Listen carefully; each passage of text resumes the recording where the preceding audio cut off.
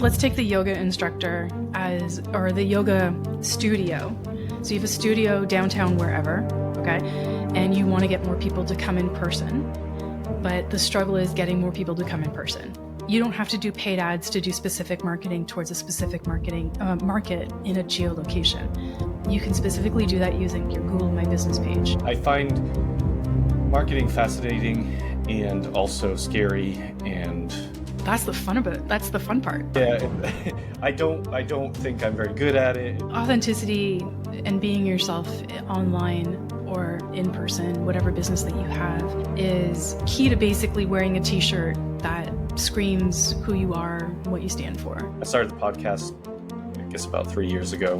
It took, 50, 100 episodes for me to feel like I could do it authentically. Hi everyone, I'm Jason Balara, and this is the Know Your Why podcast. Today I'm here with Jennie Wright. Jennie's an expert in email list growth and lead generation with over a decade of experience helping business owners achieve their marketing goals. She's the creator of the list injection method, a system that uses inbound attraction and permission marketing to help clients and audiences generate leads. So I will stop there on the bio, Jennie. I like I said, much rather let you tell your story. So thank you for coming on the show today. Thank you for taking the time out to chat with me. I'm very excited to get to know you and hear more about what you do. Absolutely. Thanks for having me on, Jason. Really appreciate it. Looking forward to this. Can't believe that you're up as early as you are. I thought it was early for me, but here we are. So let's chat about it. Yeah. I mean, that's my bio and it's great, but it doesn't tell the why or the how this all happened. I used to be in corporate. I used to work in gold mining. Wow. And gold mining is a very fickle industry, and people sort of puddle jump from one company to another, to another, to another all the time. And so I had started my little puddle jumping career, moving from one gold mining company to another. And my second choice of companies wasn't the greatest choice of companies. And unfortunately, it didn't work out. And off I went. And I had a bit of a runway. They gave me a package, something for me to figure out what to do. And I decided that I was going to be a virtual assistant for my best friend who was a real estate person. Started doing that. And then I got on Fiverr. Remember Fiverr? Yes. Yep. Yeah. So $4.44 a gig, making tons of money. And this person reached, and this is after leaving like an almost 6-figure career. But I was like, okay, I got to learn this digital marketing industry from somewhere. And Fiverr seemed like a good place to do it. So I ended up working there, making $4.44 a gig. And then this person reached out to me and said, I need you to do research for something called a virtual telesummit. So Way back in the day, we used to call these things telesummits. You'd interview 21 speakers, release the interviews over 21 days, and you would hope to grow a big list of 5,000 or more. And then, ta-da, you would have a 6-figure business. This was the promise. And I got really interested in what that was. They hired me for the gig. I did the gig, and then I said, teach me everything you know. And then I started doing summits and producing them myself. And my first summit, I charged $300. Crazy. And then from there, I ended up doing up to now, I think I've done about 450 online summits. And now I work as a fractional CMO and marketing lead for a couple companies. And I have ownership stakes in a few others. Oh, that's very interesting. I want to, the telesummit thing, I don't think I've ever heard of that. And I don't know if that's a Canadian. Nope. It was actually an American that taught it to me. Okay. So the telesummit this was before Skype. This was before Zoom. This was like 2012, 2013, right? Oh, wow. Okay. And so the only way to record people from everywhere in the world was using a piece of software that was like a conference software that had been a bit jerry-rigged so that you could record and then download the interviews. Okay. And so you would create a landing page with like a simple banner, maybe a video on it if you had the technological prowess to do so. But if not, you would just put your picture like staring at the camera, and it would say, enter your name and email to gain access to the XYZ virtual telesummit to learn from 21 experts in the field of X. And back in the day, that was enough. That one sentence was enough to attract approximately 4,000 to 5,000 people to register for your event. Wow. And Yeah, no kidding. And the pages were ugly. And then the hope is that you would convert that after the summit into a coaching practice or a coaching business in order to make a ton of money. Now, the person who was teaching this was making big promises. And we had 182 people in the course that I ended up joining because I really wanted, I paid money to learn how to do this basically. And I ended up producing about 30 people out of that 182. I produced 30 of their summits in that first year to really learn it. I'm a big believer in, like, if I've got to clean the toilet with a toothbrush to figure out how to do it, I'll do it before I get the mechanical tool. So it was just a method for people to grow a list really quickly, but there was a lot of problems with it. A lot of problems. It was disingenuous. There was, you were asking speakers if they had a 5,000 person list. You were telling them if they didn't, they couldn't be part of it. Meanwhile, you had no list of your own. So where were you getting off saying that, like, somebody had to give you a list minimum? Yeah. There was demands on promotion and what that looked like. And I thought those were really, really crazy. And then on the other side, you would have this 5,000 person list that you would get, but you would lose almost half of it in attrition almost immediately as soon as you made an offer, because the summit wasn't niched in. You weren't asking the right questions, and the program, product, or service you were offering off the back end didn't 100% match what you'd been teaching on the front end. And this is what caused me to create this list injection method of just like, what you see is what you get. There's no 5,000 person list minimum. You can be a speaker on this if you have 200 people on your list. I mean, I built a 6-figure business off of 358 people on my list. Why would I ever tell anybody there needed to be a list minimum? Drove me nuts. And I just started working with people all over the world to do it. Got a bit of a name doing it, which was great. Eventually burnt out because producing that many summits in that short a period of time is a bit crazy. And decided that I needed to do something else. And my partner encouraged me to do a little bit more on the marketing side with, being a lead in somebody's business. And then I started doing fractional CMO work. I mean, that tech, at least the technology for sure, has changed quite a bit. I mean, it sounds like your approach to how lists should be created and being more, authentic and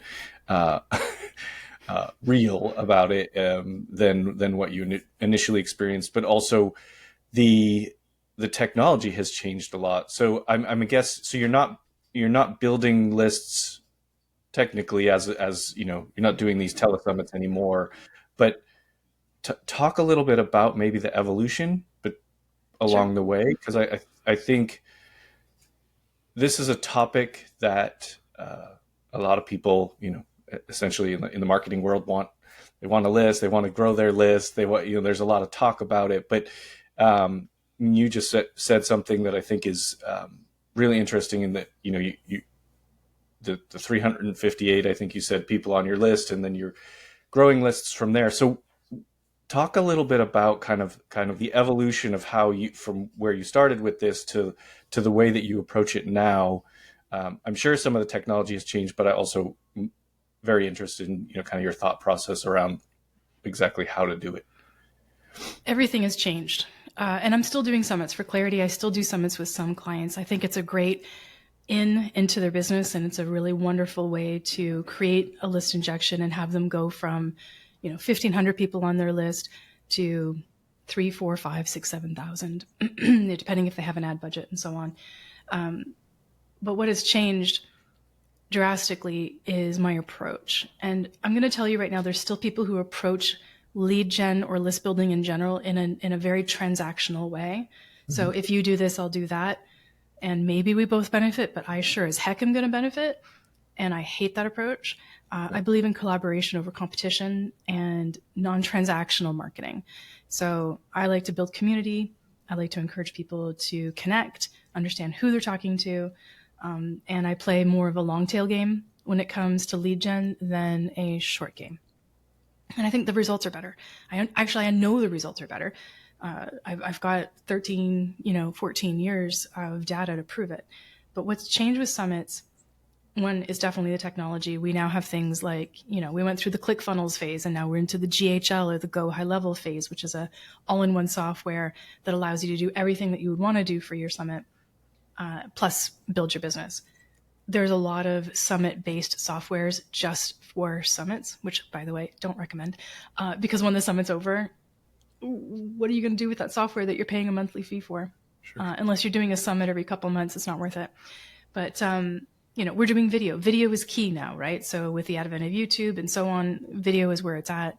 You'll always want to have video in your summits or anything that you're building. And funny enough, I've done a summit in almost every industry you can think of: real estate, relationships, sex, divorce. I even did one for people who believed in a fourth dimension and that they were coming into the world as dogs, unicorns, frogs, you name it. So I've done a summit in almost every industry that you can think of.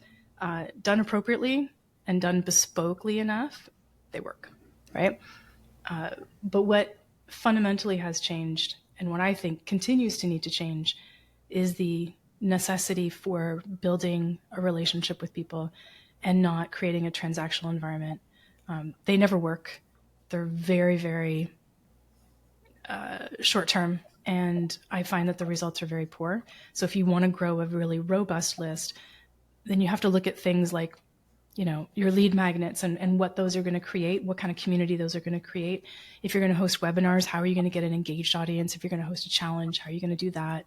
I work with a SaaS company. I work with a in-person event company. We still do all sorts of lead gen for those.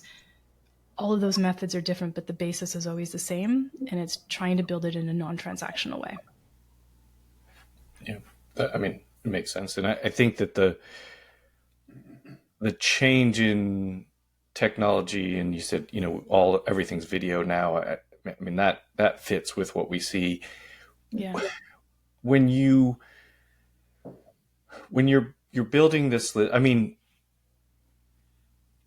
the telesummit, so you said 21 speakers in 21 days. I guess maybe tell me a little bit about more how that gets structured and what, because like I said, I haven't heard of it, so I'm not even sure exactly what questions to ask. I people do webinars and like a single one-off webinar. Mm-hmm. Often, and nobody does 21 experts over 21 days anymore. Okay. I broke that model back in 2014, 2015. I was seeing this massive amount of attrition from the people who were watching or listening to a telesummit or a summit. And so nobody has time for 21 days of interviews. Yeah. Now there's put it like you put 24 to 36 experts in a 2 to 3 day window, and you just allow people to watch the sessions that they want to watch. And you allow for Q&A. You can do live sessions. You can do all sorts of stuff if you want, but mostly I pre-record them. And that's great. Summits are fantastic. And if you've never heard of them, that's totally okay. They're pretty niche in some areas. But the methods that still work outside of that, if you want to go down that rabbit hole, webinars still work. I use webinars on a monthly basis for various clients of mine, still work really well. Having a lead magnet, whether it's a white paper or an ebook, those all work. What's really working really well right now and has for the past couple of years is authoring your own book. And please, for the love of all things, do not have AI write your book. Yes, you can have it write your book. Let me rephrase, but please humanly edit it. I just had to have a client republish their book because we found repetitive phrases in a 300-page book. There was the same phrase used probably 5-6 times, and the beginning and end of a chapter was exactly the same, and all sorts of problems because it was AI. Yeah, editors are there for a reason. Right. Yeah, AI is not quite there to write your story on its own at this point. Still have to have some human component to it. It does seem like that's writing a book is a big it's huge right now. piece of the pie. The business card, the newest business card. For a while, it was podcasts were called your virtual business card. Now I feel like people talk about having a book as your essentially proof of concept that you what you're talking about. So. What do you mentioned lead magnets, and this is something I told you.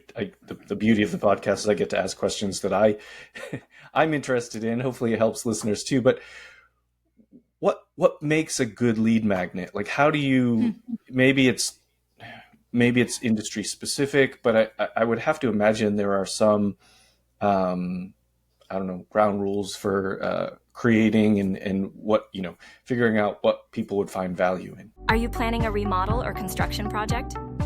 Overwhelmed by the process? Over budget? Extended timelines? Strained relationships? We are all too familiar. At Lark Construction Services, we help homeowners and business owners take control of their construction journey, from reviewing bids and contracts to catching red flags before they become costly mistakes. Our Clarity Audit is a one-on-one expert review of your plans, estimates, or current progress, giving you the peace of mind and a defined action plan to move forward with confidence. Don't let confusion lead to costly errors. Visit larkconstruction.com and schedule your free call today. Lark Construction Services, saving you time, money, and stress. There are some ground rules, and they do almost apply universally. You're solving a short-term problem towards the solving of a long-term problem or creating a long-term solution. So most lead magnets will deal with one thing as opposed to the big problem, whatever that problem is. And it's supposed to just be solving something quick and simple and getting somebody a result. How you do that depends on the business, but the main goal is that you're supporting people. And I always recommend having more than one lead magnet. There's 5 or 6 different ways that people learn and ingest or take in information. And that's for neurotypical and neurospicy people, ADHD and so on. And so you have to think of all those different methods. You're not your ideal client, they are. So if you like listening to a podcast, they may not. But there is an area of your audience that does. So what do you need as a lead magnet? You possibly need something written. So think a ebook, a white paper, dependent again on your business. Checklists work really, really well in some businesses. Even one of the businesses that I've worked in, it was a yoga studio. So it was written guided meditations that you could repeat at night to help you fall asleep, right? That was a lead magnet. The main goal being solve a smaller problem, helping somebody fall asleep quicker, and then inviting those people to participate in something larger. Come and join our guided yoga flow class on Saturday mornings in order to, limber up your 40-plus-year-old body, right? Or yoga for menopausal women, that kind of thing. So start with something small and you work your way up. The other things that work really well are having a lead magnet that is a combination of 2 different things. And so that could be an audio with a written component. And this, again, covers 2 different audiences, right? So somebody wants to listen to the audio and somebody wants to read it. Ensure that whatever lead magnets that you have demonstrate your ability, your thought leadership, your company's ethos, maybe. I once got a lead magnet. A client came to me and said, "Can you make this better?" And the lead magnet was 4 sentences on a piece of, on a PDF. There was no branding. There was nothing. Yeah. We turned that into a 36-page ebook with checklists and various different things that led into that client's abilities and, helped them close their $30,000 coaching program. With the advent of AI, having a responsibly created lead magnet, I will say, is even more important. Mm-hmm. So you can absolutely use, AI for ideation and figuring out what you want to do. Again, use that human touch from start to finish, and also make sure that, the ideas are your own and not something you said, please fix the problem of X using Y and create me a white paper. Right? Again, more than one lead magnet, in my opinion, is key. And having them in various places of your website, also key.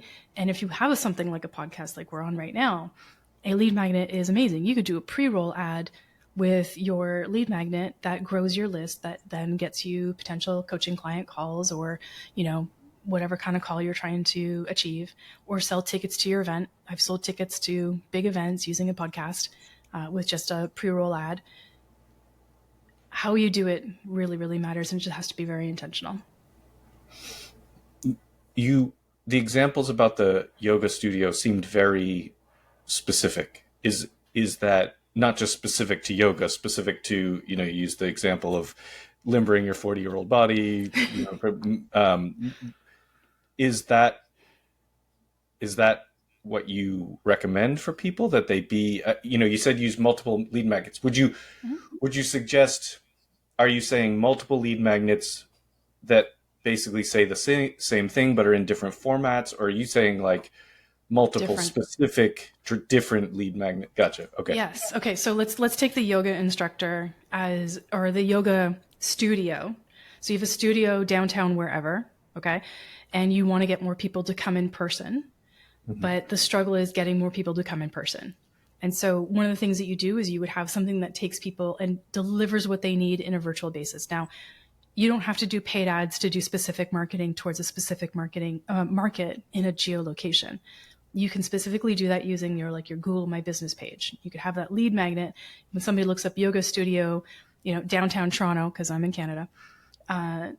Then your business hopefully will pop up if you've done all of your long tail SEO and so on and so forth really well, and it'll show up, and it'll be like, hey, want to check out, or want to learn how to get better sleep? Enter your name and email, and we'll send you these 6 guided meditations. Or feeling creaky when you get out of bed in the morning, here's 4 yoga flows that you can use. Or, want to do yoga but have young kids, here's some kid-friendly yoga that you can do with your kids to keep them occupied and still get your session in, right? And so those are virtual things that solve various different problems that you might have as a potential client to that studio. And then if you have virtual classes, you can invite somebody and say, we have a virtual class membership. There is, you could buy a monthly membership and experience as many classes as you want, take as many as you wish, and we'll give you access to one of those classes or the whole month for $1, as an example, so you can test it out with these virtual classes. And we also have in-person classes, blah, blah, blah, blah, blah, right? So the goal is to get people in the door. Nobody's going to come in the door the same way. When I look at marketing as a whole for lead gen, I'm closing all the loops and filling all the cracks because people leak out. And if you can prevent people from leaking out of your ecosystem by providing everything they need, one-stop shop, it's going to be a lot better, right? My marketing chops come, if funny enough, from working at Costco Wholesale for 15 years and being on their marketing team and launching programs with them and, being on the road, selling memberships. And that was the basis of my marketing. And it was, how do we keep these people from leaking out because they're paying for a membership? How do we keep them from going somewhere else where they could go for completely free and get not a near same experience, but a somewhat same experience? How do we do that? Well, we provide the answers to almost every question or every issue. And the same applies now. It'll apply 20 or 30 years from now in marketing. It'll never change. Fix a person's problem, keep them in the door, or get them in the door, and then keep them in your ecosystem. And they're a tuned in, attentive potential customer. I love that summary of just marketing. I find marketing fascinating and also scary, and that's the fun of it. That's the fun part. Yeah, I don't think I'm very good at it, and so but when I talk to people that are, it's fascinating, kind of conceptually to me, but I'm like, oh, I just don't know how to, like, the things you say make all the sense, and I'm like, I don't know how to do that. But I also, the fact that you worked with Costco is I don't know, it makes a lot of sense to me, because I think that Costco has a number of things that fit basically exactly what you just said. Like, it's like you can still get the $1.50 hot dog and soda lunch, and like the rotisserie chicken is, they sell things at a loss. They give away food in there. Like there's like an actual experience to go there, and then the membership thing, and it's like, so they do exactly all of those things that you just mentioned. Now maybe they don't have to do this anymore. I've never seen a Costco ad outside of going to a Costco. Like I've never. Oh yeah. the reason I ended up ever going to Costco the first time was like friends of ours were going and they're like, we're allowed to bring a guest. I was like, you need to be a guest at a grocery store? Like that was, it was kind of like, I Yeah. didn't understand the concept at the time. And I went with them, probably spent hundreds of dollars, immediately got my own membership and was like, this is the greatest store in the world. But in thinking about just that as an example, like I don't think I've ever seen a Costco, any of the big stores like that, like the other, Sam's Club, and Sam's Club I know and that, yeah, they do actually do ads. They do. Right now, do you know the site Groupon? Have you ever heard of that? yeah, So Groupon right now has and I just got served this ad. That's why I know it exists. Because trust me, I haven't worked there in a long time, but Groupon has a deal right now to get a Costco membership for like $88, right? So it's like a big discount on an executive membership or whatever. And then the other membership, which is a gold star, is $66 if you take this Groupon. So they do advertise. And I was served that ad like 2 days ago. I get, they do a lot of print marketing.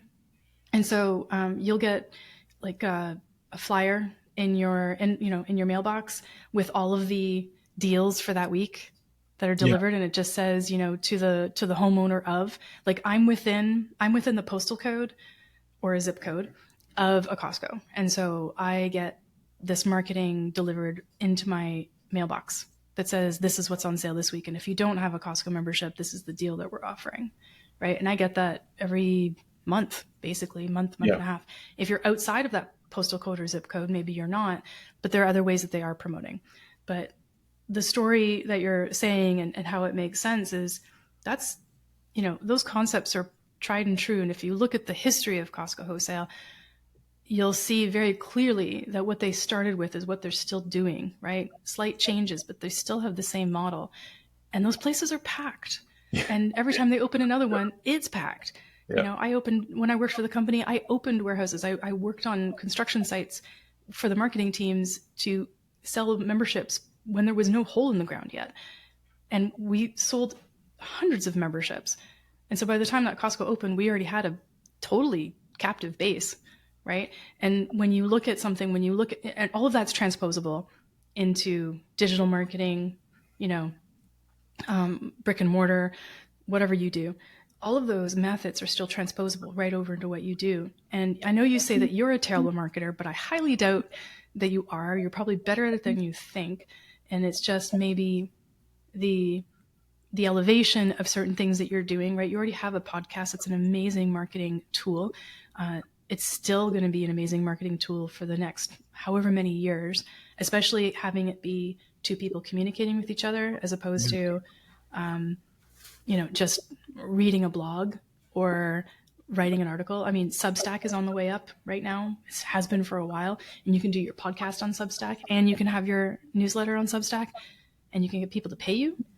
I mean, that's a great marketing, that's huge marketing leverage right there, right? So although the technology continues to change and our approach changes and AI is here and it's never going away, how you integrate these different marketing techniques, whether you follow what, where I was trained at Costco, or you follow what other training you may have or you learned online, all of those techniques, the base level is still the same.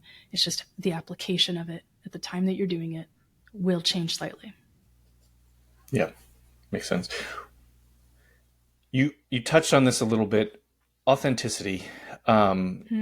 I think, you mentioned maybe the lack of authenticity in the beginning in those telesummits.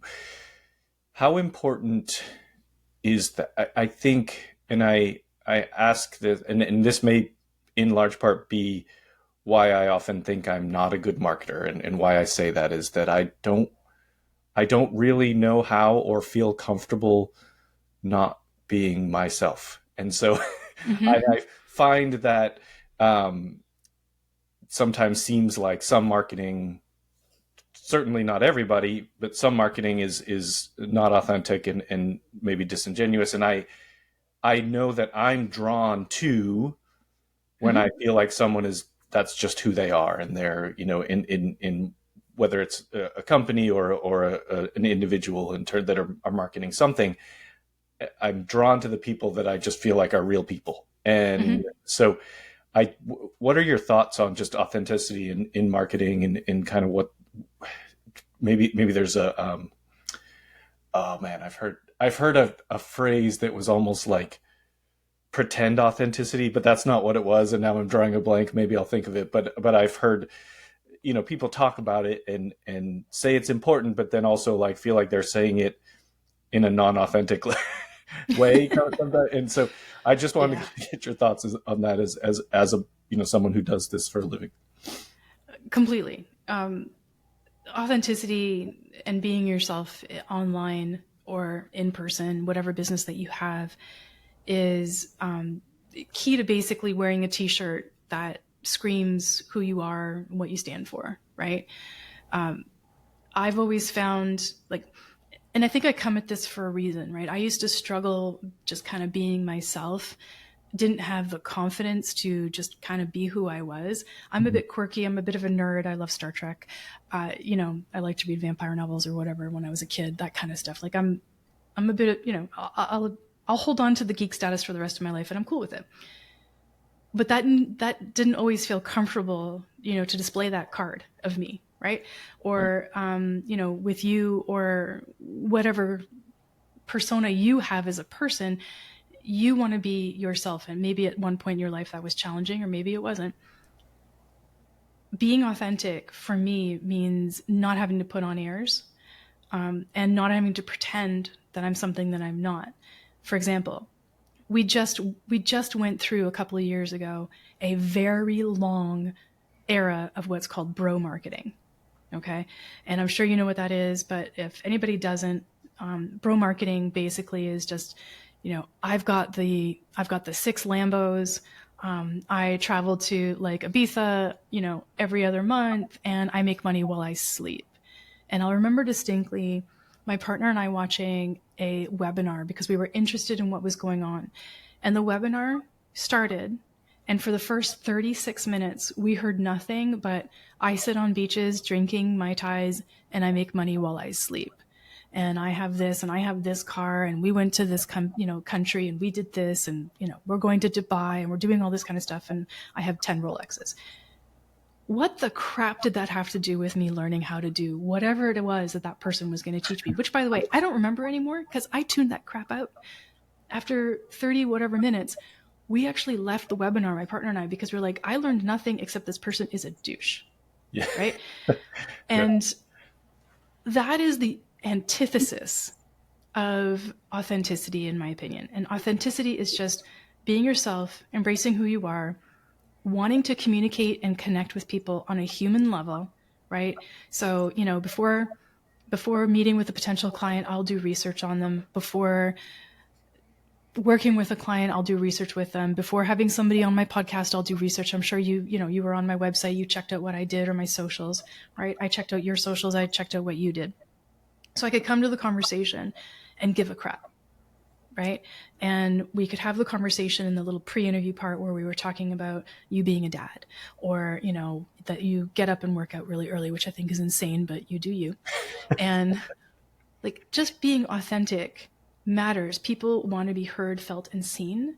And if they feel like they're talking to somebody who doesn't give a crap, they're less likely to buy from you. They will buy from you once, in some cases. And I did it.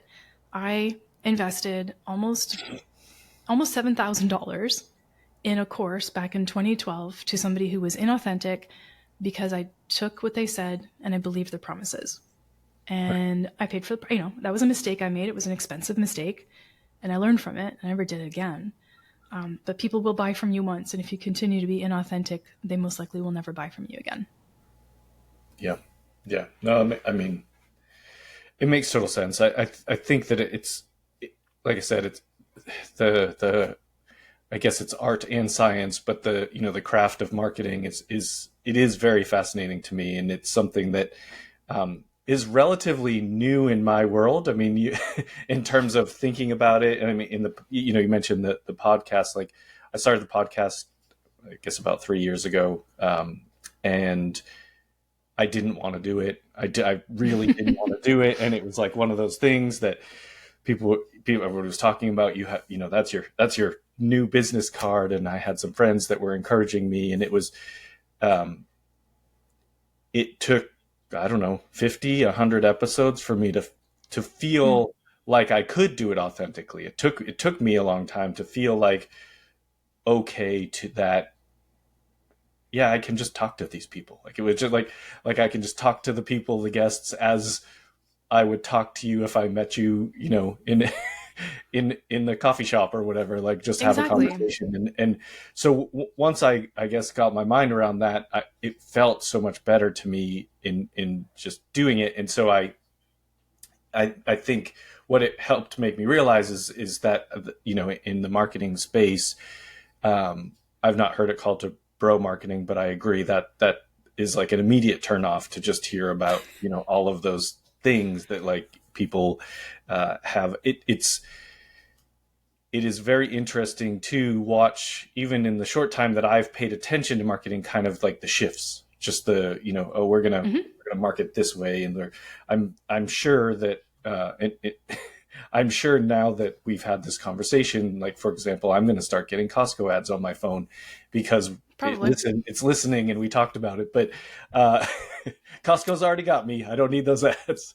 But it's kind of it's just a fascinating thing to watch, in that it goes and it changes now so quickly because of technology and things like I just mentioned. It's just, you say something and immediately you're going to start to see ads for it on your phone and that. So it's do you feel like that it's hard to kind of stay on the edge of that curve, like try to stay, or maybe that goes back to authenticity, and it's like, if you just stay authentic and stick with the main principles that you mentioned, like the rest of it is kind of just noise. I wish. Yeah. I believe strongly that sticking to being an authentic marketer is key, but you're also in an industry where people can be incredibly fake, or, now that AI is at the point where you can have a completely AI, I don't know if you've heard of this, but people having like a complete AI coworker who will even show up on video on, for a work call, stuff like that. The lines are blurring. It means being your true self is more important. It means standing out in the best way possible is more important. And you are riding an edge. You're riding the edge of learning the technology. Like, do I have to use Sora too? Not necessarily, but do I need to know what it is? Yeah, I do. I need to know what it is 100%, because I need to be able to understand where the marketing is going, right? I need to understand how what I do can fit into this ever-changing space. How we marketed to people even a couple of years ago is different, but what you will always see is the same like I've been mentioning while we've been talking, the same underlying techniques and tools remain the same. It's just how you approach it and how you deliver it and so on. But the importance of coming through as your true self, or allowing people to see behind the veil of who you are and what you do and what you stand for, ultimately one of the most important things. And how you approach this new age of marketing, AI, and so on, is how are you going to use those tools, quote unquote, authentically? How are you going to use them in such a way where you are still coming across as your true self and not going to the dark side, shall we say? Yeah. It's I guess I like to learn things. So as I said, learning about marketing, kind of the things that I've learned over the last few years. I also really like technology. So, I mean, it's all fascinating in the integration of, using that technology and the AI and all of that. But like, as you mentioned earlier, it's like, don't write your book that's supposed to be about you by telling AI to write a book about you. Like, it's not going to be, it's not going to be what you want it to be. It's not going to be that authentic piece unless you don't care about that. But like, it is, probably someday it might get there, but it's very much at this point still a tool that, as you said, you need to know it exists. You need to know, kind of high level. Maybe I don't use this particular tool, but you need to know that it exists and how it's going to impact you, and that other people are going to use it. So I think it's true. It's the world changes very, very quickly. If we're talking specifically about marketing or technology or just in general, but the world changes very quickly now, and so having some finger on the pulse as to what's coming up and what people are doing now is certainly helpful from a business standpoint. I think it makes a lot of sense. Well, Jennie, let me switch gears. I want to make sure I have time to ask you the questions that I ask every guest. The first one is based on the name of the show being Know Your Why. I do ask every guest, what is your why? What's what's driving you? What keeps you going on the hard days? Tell us a little bit about kind of your motivation. My motivation is to create the best possible life for me, my partner, my family. I come from an entrepreneurial background, my parents and so on. I did the 9 to 5. I don't fit 9 to 5. And I don't think a lot of people do. So creating a lifestyle where, if my partner and I want to go have breakfast this morning and, not come back until right before we have to work, or we're working remotely, or sometime this past summer, we actually decided to get in the car and we did our calls from a beach. 3 hours from here is a lovely beach. We actually did calls from the beach for a day, stayed in a cute little motel for the night, and then came back the next day. Like, that's the life that I want. So that's a big why. The other thing is why I like to help people. I love the diversity that marketing brings and the different industries I get to work in. After this amount of time, I feel equipped to talk to pretty much anybody in almost any industry and be able to support in some way their marketing efforts. And I love that diversity of application, which is why I love working with different clients. It's why I have, different stakes in different businesses, and I work with different people. So that is I would say that is my big why. And essentially, I am not somebody who likes to sit on my heels. I like to be toe first, moving forward, doing different things, pushing limits in what I can learn and do. So that'll always be who I am. Yeah. Amazing. I love the calls from the beach for the day. I think doing those sorts of things that I feel like, people have different definitions of, when you've made it, and it sounds like a small thing to just go for the day, but I actually think those things are huge, that you can just make that decision. Say, yeah, we're going to go be on the beach today and do, cause it's not something that everybody, does, or maybe can do. And so I feel like those things are very, very meaningful in terms of, just feeling like you've at least constructed a life that is, allows you things like that when you want. So it's pretty cool. It took a long time to get here, but yeah. That why was different 5 years ago. Yeah. I'm sure it'll be different in 5, but yeah, for the moment, that's what it is. Yeah, absolutely. When people hear this and they want to connect with you, or potentially want to work with you, what's the best way for them to reach out? You can go to JennieWright.com. So the website's JENNIE, by the way. Or you can find me on LinkedIn or Instagram, both of them under the same name. And just reach out, send me a message. I love to connect with new people. And if I can support in any way, I will. Love having a good conversation and learning about people's businesses. And trust me, those conversations always turn into, well, if you just did this might happen.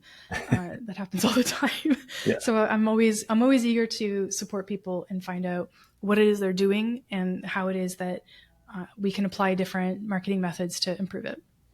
Yeah, great. And we'll get that in the show notes so people can find you. Jennie, this is a fantastic conversation. Thank you so much for coming on the show.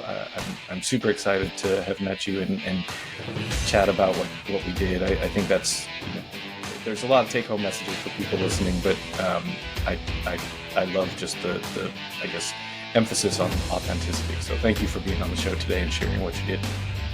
Jason, it was an absolute pleasure. It was great to be here, to be able to have a chat, get to know you as well, hear about how you do things. Obviously, I've been on LinkedIn and I kind of gotten to know as much as I could, but to be able to put a face to the name and have the conversation was great. So thank you for the opportunity. Yeah, absolutely. Folks listening, make sure that you connect with Jennie and please like, rate, and review the show so we can continue to get more great guests. As always, thank you for listening. Hey there, I am Dr. Jason Balara, and this is the Know Your Why podcast, where we explore the why behind success. Every week, I meet with real estate investors, veterinary entrepreneurs, mindset coaches, authors, and fitness professionals to uncover their why and how it drives them on the winding road to success. What is your why?